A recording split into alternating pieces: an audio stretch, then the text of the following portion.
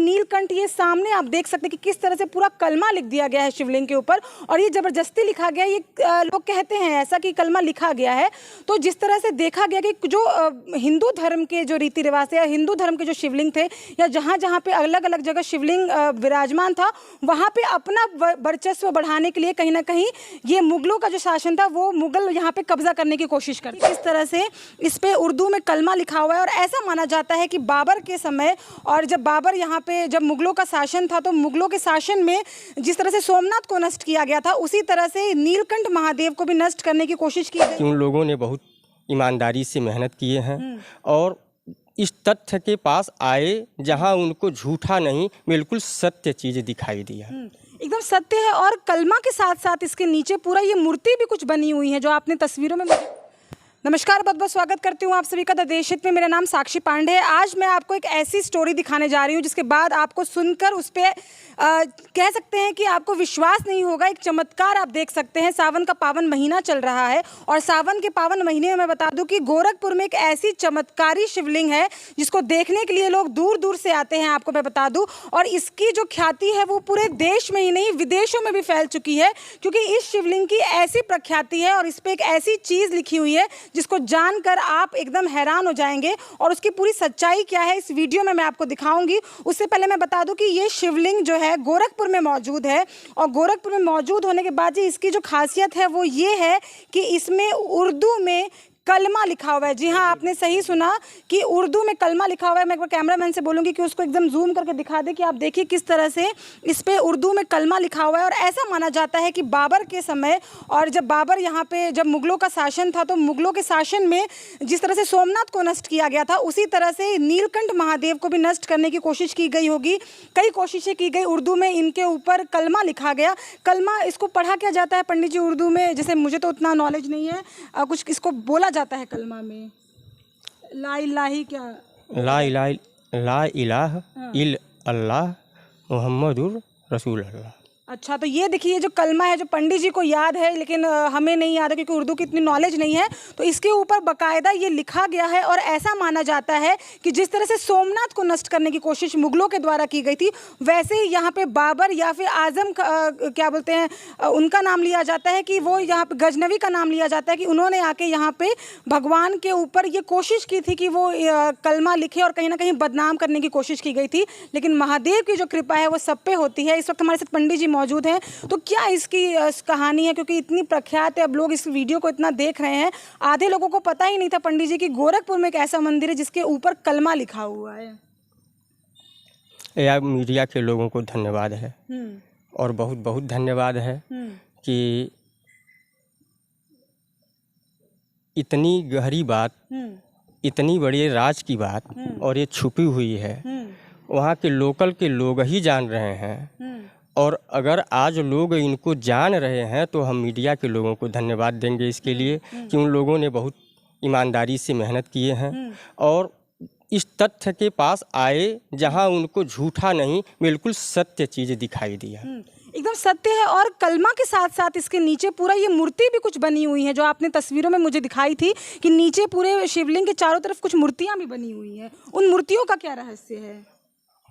प्रकृति का जो स्वरूप होता है उसमें सब कुछ होता है, और शिवलिंग का अर्थ ही होता है प्रकृति।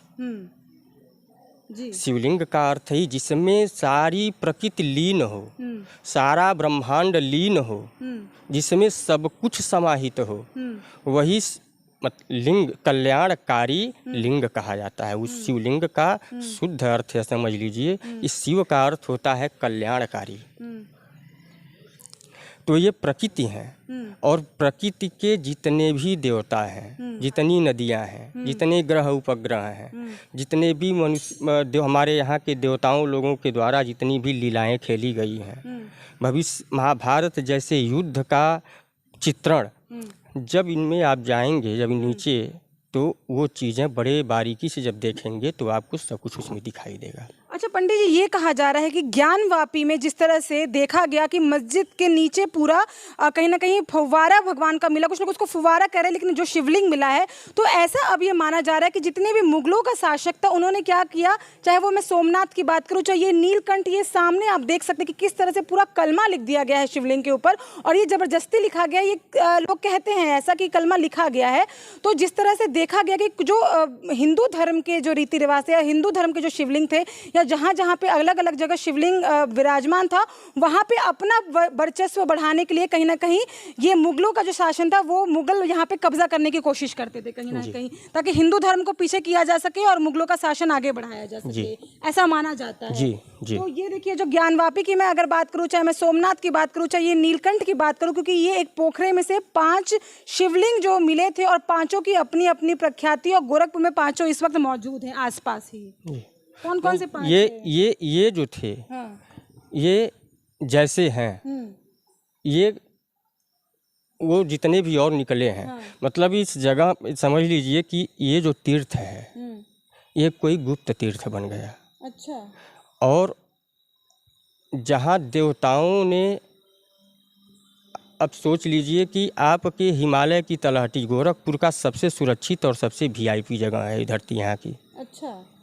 यहाँ बाढ़ का कोई डर नहीं होता है, नदियाँ उधर से उधर हो जाती हैं, ये सबसे सुरक्षित। और ये जो सामने आपके दिखाई दे रहा है, जहाँ से आप सीढ़ियाँ चढ़कर आई हैं, तो जितना ऊपर आई हैं उतना ही नीचे भी था। अच्छा। ये मिट्टी चारों तरफ से पड़ती गई कि थोड़ा सा लोग ऊंचे, हाँ ऊंचा हो गए। यहाँ जब बारिश होती थी तो हड्डियाँ दिखाई देती थी। अच्छा।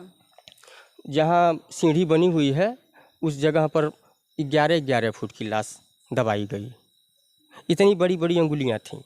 रहे होंगे वो लड़ाइयाँ उस समय, वैसे रहे होंगे लोग। तो ये कहीं ना कहीं पंडित जी ने बताया कि हड्डियां दिखती थी, उंगलियां दिखती थी, तो ये कहीं ना कहीं यही सिद्ध करता है कि ये उस जमाने का है। ये 5000 साल, ये महाभारत के काल से ये शिवलिंग यहाँ पे मौजूद है, और 5000 साल पुराना आप कह सकते हैं कि ये शिवलिंग यहाँ मौजूद है। और मेरी एक आपको, मैं आप सभी दर्शक जो इस वीडियो को देख रहे हैं, मैं आपको बता दूं कि कहीं ना कहीं हिंदू धर्म को पीछे करने के लिए हमेशा से कोशिश की गई है। चाहे वो मुगलों की मैं बात करूँ, मुगलों ने भी ये कोशिश की, और आज भी ये कोशिश की जाती है कि इसकी प्रख्याति पूरे देश विदेश में ना फैले। इसलिए ना यहाँ पे सरकार उतना ध्यान दे रही है, ना ये इतना चर्चाओं में है। सोचिए, एक शिवलिंग जो अपने आप उत्पन्न होता है और उस पर सोचिए कलमा लिखा हुआ है, इतनी इसके अजूबे हैं, इतनी प्रख्याति है, लेकिन उसके बाद भी जिस तरह से यहाँ पे कोई ध्यान ना दिया जा रहा है। तो मेरी सरकार से भी ये अपील है, और जो सारे दर्शक इस वीडियो को देख रहे हैं, मेरी उनसे भी ये अपील है कि इस वीडियो को आप शेयर करिए, ताकि सरकार कुछ योजनाएं लाए बाबा के लिए, क्योंकि भक्ति सिर्फ कहने से नहीं पूरी होगी, उसे हमें दिखाना पड़ेगा। क्योंकि ये ऐसी जगह पे कि हाँ, यहाँ भीड़ बहुत अधिक होती है, और जहाँ भीड़ हो वहाँ सरकार को अपनी नज़र बना लेनी चाहिए। बिल्कुल। क्योंकि वहाँ कोई बुलाता नहीं है किसी को, भक्त जानते हैं तो दौड़े हुए चले जाते हैं। तो ये पहले ही इसका सरकार को आकलन कर लेना चाहिए कि अगर यह जगह है, यहाँ भीड़ लग रही है, तो वहाँ की व्यवस्था सुचारू ढंग से हो जाए, उसकी व्यवस्था के ऊपर थोड़ा सरकार की नज़र हो जाए। हम यहाँ के लोग बच्चे हैं, पढ़ने लिखने वाले हैं, कोई अपने अपने रोजी रोजगार में लगा हुआ है, तो सरकार की एक योजना मिले, यहाँ सरकार का कोई लाभ मिले, यहाँ इनको संरक्षित किया जाए। हमारे देश की इतनी बड़ी धरोहर को बिल्कुल सुरक्षित और संरक्षित रखा जाए। बिल्कुल। तो इसको लेकर सरकार को एक्शन लेना चाहिए। और मैं आपको साथ ही बता दूं कि ये जो भगवान आप देख सकते हैं कि इनको श्रृंगार किया जाता है, और उज्जैन महाकाल का अगर आप श्रृंगार देखें तो उससे कम श्रृंगार यहाँ का भी नहीं है, और ना ही उससे कम ख्याति है। लेकिन कहीं ना कहीं इसको दबाने की और इसको छुपाने की कोशिश की गई है, और इतना हाईलाइट नहीं किया गया है। पर जितने लोग भी गोरखपुर या अगल बगल के ज़िले के देख रहे हैं, मैं उन सभी से चाहूँगी कि इसकी ख्याति के बारे में आप जानें, क्योंकि हम जब अभी तक ज्ञानवापी का मामला भी किसी को नहीं पता था, जब तक वो मेन स्ट्रीम मीडिया या मुद्दों में नहीं आया था। वैसे ही इस शिवलिंग को अगर आप देखेंगे तो इस शिवलिंग में कलमा लिखा हुआ है कहीं ना कहीं, और कहीं ना कहीं इसकी भी प्रख्याति है। पंडित जी, पहले तुमसे बात करने के लिए बहुत बहुत धन्यवाद। धन्यवाद। या और आप सभी जो वीडियो देख रहे हैं, मैं आप सभी से रिक्वेस्ट करूंगी कि यहाँ पर जो लोग हैं, जो बच्चे हैं, वो आके यहाँ शिवलिंग का श्रृंगार करते हैं, देखभाल करते हैं। लेकिन ये इतना प्रख्यात है, जो भी लोग देख रहे हैं उस वीडियो को आप हर हर महादेव जरूर लिखिएगा, इसके दर्शन करने जरूर आइएगा। और आपको ये वीडियो कैसी लगी कमेंट बॉक्स में कमेंट करके जरूर बताइएगा। ऐसे देखते रहिए द देश हित न्यूज़। बहुत बहुत धन्यवाद।